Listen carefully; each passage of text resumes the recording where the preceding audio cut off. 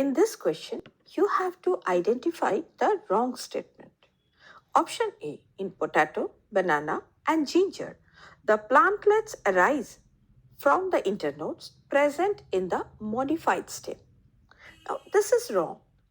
In potato, banana, and ginger, the plantlets arise from the nodes and not internodes that is present in the modified stems, that is whether it's tubers or rhizomes and so on. Hence, it is the correct option. Option B, water hyacinth, growing in the standing water, drains oxygen from water that leads to the death of the fishes. This is true. And that's why water hyacinth is known as the terror of Bengal, because it grows rapidly, covering water bodies and depletes oxygen levels, causing the death of the aquatic life. Hence, it is incorrect option. Option C, offspring produced by asexual reproduction are called clone. This is also true.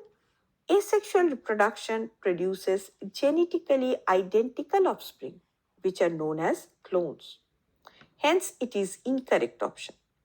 Option D, microscopic motile asexual reproductive structures are called zoospores. This is also true.